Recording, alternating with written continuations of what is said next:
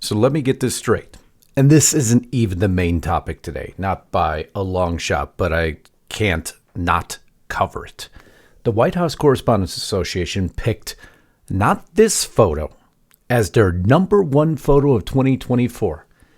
But you got to be shocked by the photo they picked. Not Trump's defiant fist in the air, not the symbol of strength, of resolve, of a nation turning a corner. No, they went with something entirely different. Someone walking into a fireplace.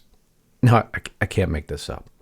But hey, it just proves that what we've been saying all along, the media doesn't report the news, they manufacture it.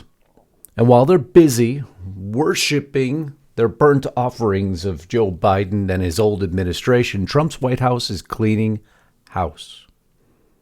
A major eruption overnight, and it's not a shakeup. Oh no. It's a full-blown political earthquake. And we're going to cover all the details of that here in just 1 minute, so buckle up. Again, this isn't a shakeup. Oh no. It's a political earthquake, and it's just beginning.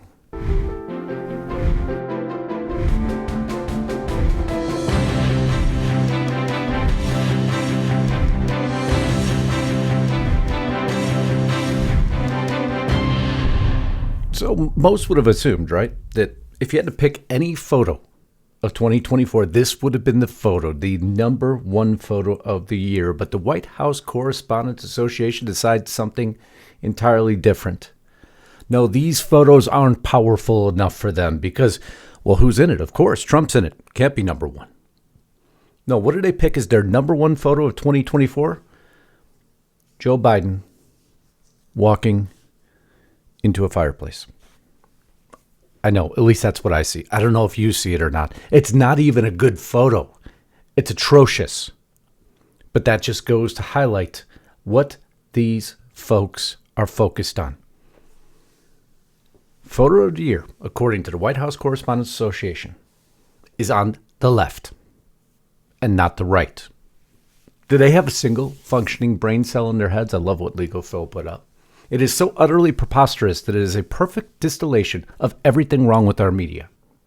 They are willing to look like fools if it means not doing anything that might be to Trump's benefit.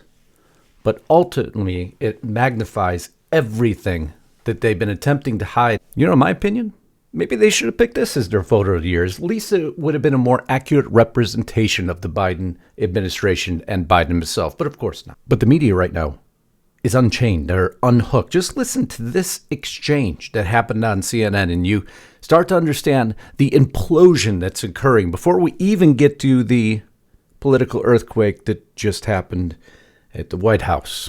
No, I know you're not. If you come to this country illegally, you are going home. Simple as that. We do not have unlimited resources. I think a lot of Americans to take care of other people. There's a hell of a lot of people other than the black people who were brought here as slaves who came to this country illegally. They're not the same as black people who were brought here against our will. That's exactly what I just said. I said there is a lot of people across the border. There's a big difference. There is a big difference. That's exactly what I just said. There's a big difference. That's exactly what I just said, Sir Michael. Look and act indignant. That's exactly what I just said. Let me just share, Michael. I'll just stop that there. I mean, simple concepts elude them. In the battle of virtue signaling 101, it's impossible to virtue signal on anyone who's actually just giving a legitimate point. But I digress. Because that wasn't the only.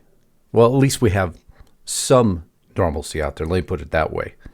At least some good reporting that happens, especially when it exposes the absolute lunacy and hypocrisy of the left, and nobody exemplifies this better than what Chuck Schumer, well, retreats in this clip, demolishing his own argument within seconds.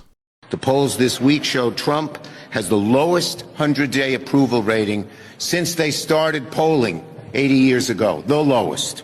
Yes. There was a poll out today that has your approval rating lower than any other congressional leader, 17%. Are you concerned that you may be a liability for your party? Polls come and go. Our party is united. Do you see what he did there? I know you caught it, right? He starts with how horrendous the polls are on Trump. This man is doing an atrocious job. He's got graphics. He's got everything. But then when asked a simple question, but the polls show that your approval rating is lower than any other congressional leader. It's 17%. What does he say? Polls come and go. This is how these guys work. They're freaking psychotic, and they're getting worse by the day, because the more that Trump does, the more psychotic they get. And we wonder now why Trump is ending all subsidization of any, I love it, biased media. NPR, PBS, it's official. Executive orders out. Bye-bye. But when you see what the media is doing now, why wouldn't it be? Because it's not serving we the people, it's working against we the people. Just like Zelensky's working against himself, is another update before the primary story. What does he do here? Just read the script on the bottom. Actually, you know what? I'll mute this and I will read it for you. Right now, they're worried about whether they can hold, it's their parade, their military parade, and rightly so. But what they should really be worried about is that this war is still ongoing. This war must end. But let's go back a step here. They should really be worried about their military parade. Was that a threat? I mean, for a man who allegedly wants this war to stop, which we implicitly disagree that he has shown any propensity to stop the war. Does he know that China's president's going to be there too? And I think the leader of India is going to be there also. That would be a phenomenal parade to attack now. Come on, Zelensky, what are you doing? This man is unhinged. He is out of control. You are never going to have peace with him in that leadership position. With statements like that. There's a military parade, and they should be pretty concerned about that. Maybe it's time, and Trump is trying to rein this guy in. And every day it's getting worse and worse and worse. But we actually have some real news to cover, don't we? Some important stuff. Like our battle against illegal immigration. Of course, the Democrats continue to just remove the word illegal, but Tom Homan ain't standing for it now, is he?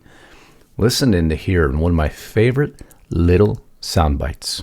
Jordan Conrad's Gateway Pundit. So, the president signed an executive order just this week threatening to defund sanctuary cities for their policies.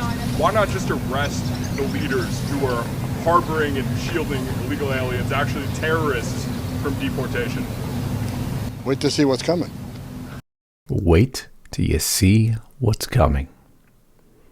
Was that Tom Homan signaling imminent arrests for sanctuary state officials? Because I think it was. Wonder what you think about that.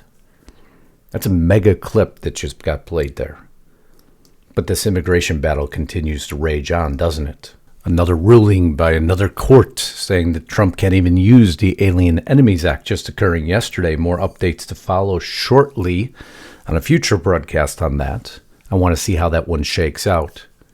But this is the brief break in the video to assure that I ask you once again, if you think you're subscribed, double check. Make sure your bell is checked to all. If you're new here, welcome home. You finally found a place for very black and white news, where we frame in the arguments in the most simplest of terms possible, because they try to convolute everything. Those of you who have joined as members here, thank you so very much. Thank you for the support. Thank you for those who provided super thanks. I still absolutely adore seeing those. That really lightens up my day. And then those of you who have joined our family at restrictedrepublic.com, the platform Lisa Haven and I created for you. Audience-funded news, no commercials, no interruptions, just stone cold, hard facts. Featured content daily that you can't get anywhere else but at restrictedrepublic.com. I hope you'll get there today, but now let's get back to this video. So now to our headline story. Mike Waltz, President Trump. I told you Mike Waltz wouldn't survive this, and now Trump makes it official, coming off this Signal chat debacle. I am pleased to announce I'll be nominating Mike Waltz to the next United States Ambassador to the United Nations. Bye, Mike. From his time in uniform on the battlefield in Congress and as my national security advisor, Mike Waltz has worked hard to put our nation's interests first. I know he will do the same in his new role. In the interim, Secretary of State Marco Rubio will serve as National Security Advisor while continuing his strong leadership at the State Department. Together, we will continue to fight tirelessly to make America and the world safe again. Thank you for your attention to this matter. He went on later at night and explodes even further. But nonetheless, it's done. All coming off this Houthi PC small group signal chat. Now you can argue the details of what was contained within it, but at the end of the day, a reporter was included in a chat they should never have been included in, and it has resulted in a disaster for the administration. I don't care if it's left or right. It's a disaster. It was a mistake. And now Mike Waltz and Alex Wong, his deputy, both paid the price for it. But it's not quite over yet. Fox News reporting that. Though Mike Waltz insists I wasn't talking to Goldberg, this is from Paul Sperry. A U.S. intel official told me Waltz was a source for Goldberg while on HPSCI, hence why he was in his contact list. There's no need for an investigation to figure out how he was added to the chat. Goldberg was in his address book because he had been talking to him prior, and you just can't escape that. Trump hates Goldberg. And any association or connection with that man that is exposed to the public is going to result in the end in a termination, and it did. But this goes on, so who's going to take the post is the question, because Marco Rubio is just interim. President Trump is considering the following candidates to replace fired National Security Advisor Waltz: Keith Kellogg, Robert O'Brien, Michael Anton, Fred Fleitz. Developing former Nunes aide Derek Harvey will join NSC staff as Senior Director for Intelligence. Now, curious part about this that I don't know why it's not in there is, where is General Flynn? Just a question. A lot of people, and I've said for many times, Flynn would have no part in this administration. And this continues to develop and show you that he won't, for whatever reason.